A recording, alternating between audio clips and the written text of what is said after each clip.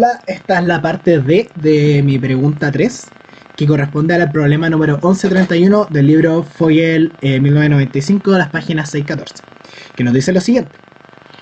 Nosotros vamos a tener una bobina con n vueltas y de área A que está rotando con velocidad angular de W sub 0 radianes por segundo y que va a estar, esta bobina va a estar puesta en un campo magnético uniforme. Ok, y nos piden calcular la fuerza electromotriz generada usando la ley de inducción de Faraday. Ok, primero para poder enfrentar este ejercicio tenemos que entender algunas cosas. Como por ejemplo, que acá se está generando una inducción magnética. ¿Qué es una inducción magnética? Es un proceso mediante el cual el campo magnético genera un campo eléctrico. O sea, de que nosotros al tener un campo magnético, nosotros hacemos algo y se genera un campo magnético, se genera una corriente. Eso es lo que está pasando acá. ¿Por qué? Llevemos este caso a un ejemplo un poco más visual, que es esto de acá. Nosotros sabemos que si nosotros enrollamos un par de cables y los damos unas vueltas, esto es como algo así como una bobina también, de hecho, enrollamos un par de cables alrededor de un cilindro y hacemos pasar un imán por dentro, por los cables se va a generar una corriente. Si empezamos a mover el imán por dentro, si empezamos a sacar y mover, vamos a generar una diferencia de voltaje y al mismo tiempo, por lo tanto, una diferencia de corriente, una corriente, y por lo tanto vamos a estar generando un campo eléctrico. De esto se dieron cuenta muchos físicos en el pasado, y para poder describirlo generaron la ley de Faraday, y con esto también la ley de inducción de Faraday, que la ley de Faraday nos dice que nos dice que la divergencia del campo eléctrico va a ser igual a la diferencia temporal del campo magnético, así a grandes rasgos.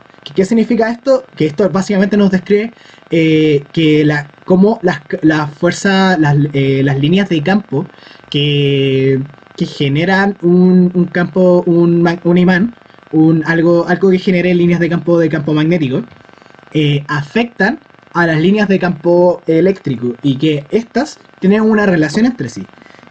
La ley de Faraday nos relaciona el campo eléctrico y el campo magnético, y por qué al perturbar el campo magnético nosotros vamos a poder generar un campo eléctrico. Eso es lo que nos dice, y esto se ve reflejado en esto. Eso es lo que está pasando en este ejercicio. Nosotros tenemos una bobina que está girando en un campo magnético uniforme, y esta se le genera una corriente. Y esto es por exactamente este caso. Porque acá en este caso lo que se está moviendo es el campo magnético y las corrientes, o sea, las líneas de... los cables están quedándose como quietos, que es por donde va a circular la corriente.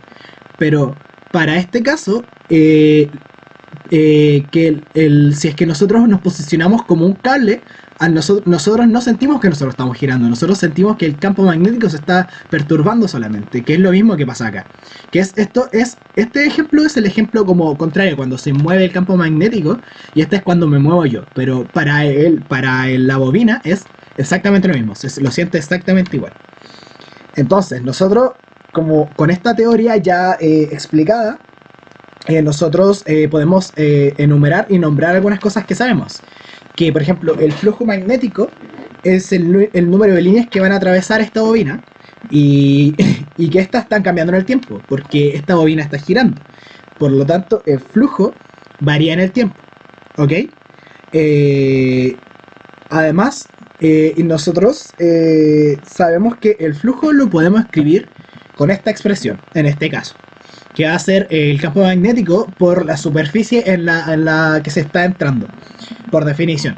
Y nosotros sabemos que el área de la superficie va a ser igual a la, y el campo magnético en el tiempo va a variar según teta. Va a variar. ¿Por qué va a variar según teta?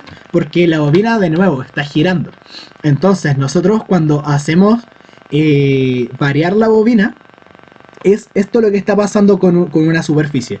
Estamos haciendo que las líneas verdes van a ser el campo magnético y esta superficie roja es como si hubiéramos tomado un trocito de la bobina y esta está girando, la estamos haciendo girar, por lo tanto varía y para él las líneas de campo magnético son las que se están moviendo y se están moviendo o sea, y al final lo que nos va a importar en la ecuación va a ser el seno del campo magnético porque va sí, el seno de teta del campo magnético porque por el hecho de estar girando. Ok, entonces nosotros continuamos con la expresión del campo nosotros dijimos que el flujo va a ser de esta forma, perdón, va a ser igual a A por B.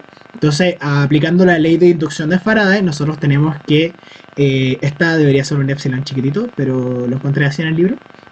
Bueno, pero nos dicen que la fuerza electromotriz va a ser igual a menos n por el diferencial del flujo de t. Y el diferencial del flujo de t es más que nada que derivar la expresión que teníamos antes, que nos va a salir de esta forma, que solo derivar esto y acá teníamos un seno y se convirtió en un coseno y nos quedó de esta manera. Y bueno, esa es así llegamos a calcular la fuerza electromotriz, que igual explicando un poco qué es la fuerza electromotriz, es un voltaje que se genera por causa de la inducción magnética. Este es cero si no fluye corriente, pero aumenta linealmente con la corriente. Bueno, esa es mi explicación de este ejercicio. Esto es lo que nos pedían calcular. Y gracias. Con esto ha concluido mis preguntas. Y eso. Gracias.